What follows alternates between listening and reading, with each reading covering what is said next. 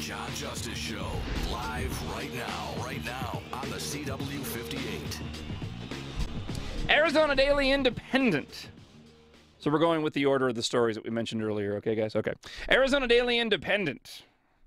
TPOA demands Bolger apology, resignation on Friday morning. On Friday morning. Boy, inflection fail right then, wasn't there? On Friday morning. On Friday morning, popular Tucson radio show host John Justice, hey, that's me, on 104.1 The Truth, released a video of the arrest of Tucson City Councilman Paul Cunningham's chief of staff, Katie Bolger. In the video, Bolger was belligerent and drunk while snarling at the Tucson Police Department officer. Now, the TPOA Association president, Bill Bonanno, is demanding an apology and resignation from Bolger. We talked about this a bit on Friday, but K-Gun on your side did pick up on the story. Here is their coverage. Belligerent and cursing. That's how Tucson police describe their encounter with Katie Bolger on a Midtown street. There's a lot of political problems here. And now a growing number of people calling on Cunningham to fire Bolger. If the actions and the comments that she made were sincere and not just a fact of the alcohol that she consumed that night, absolutely.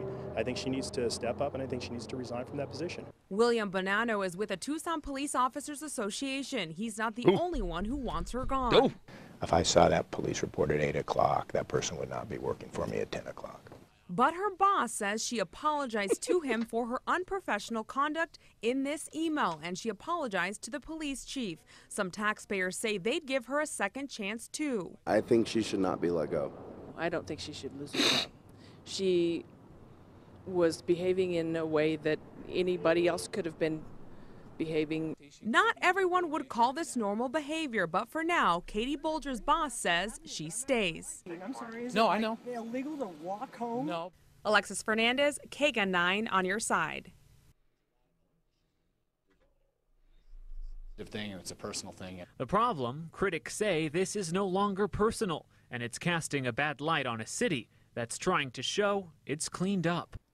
After Cunningham's personal troubles last year, the city decided to draft a code of conduct for elected officials and their staff. It should be finalized by this summer. We should note, though, that even under such a code, Jennifer, council members ultimately have the final say when it comes to discipline. They do. We'll see what happens. Marcelino, thanks.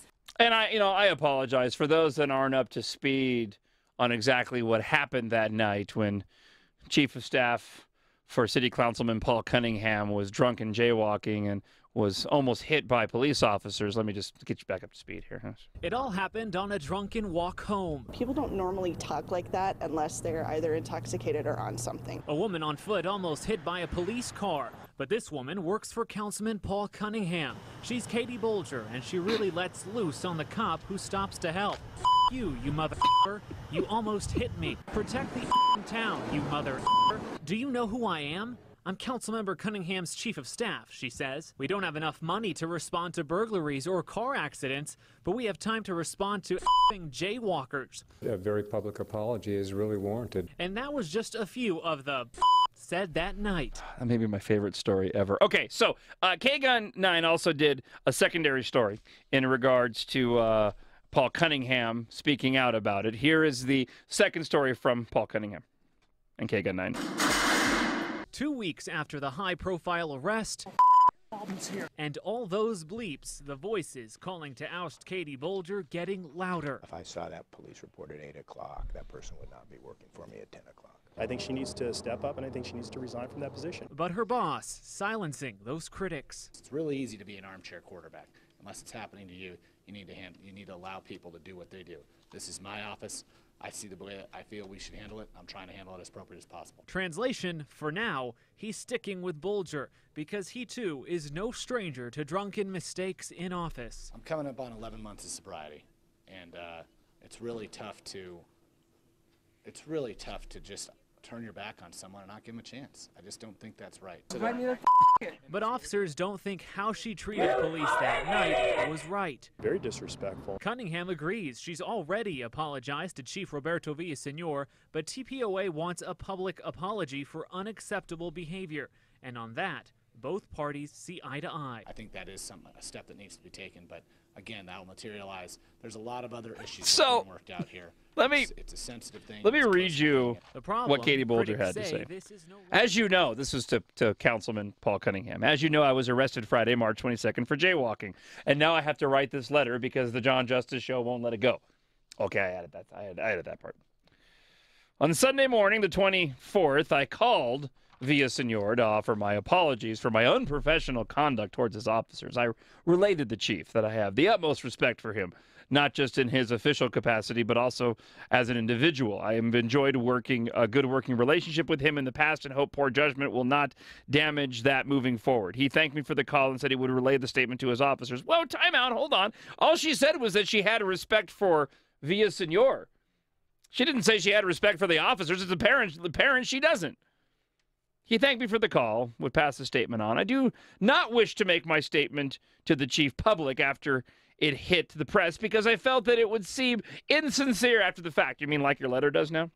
I have been instructed not to talk to the press and that you are dealing with my conduct internally. You mean because they talked about this letter beforehand and they all decided that they would...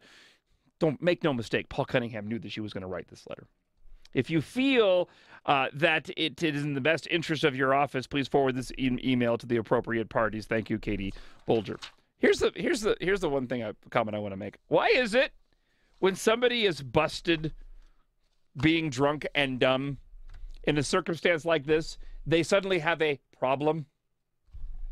Can't the problem just be that they are an hole and not that they have a drinking problem?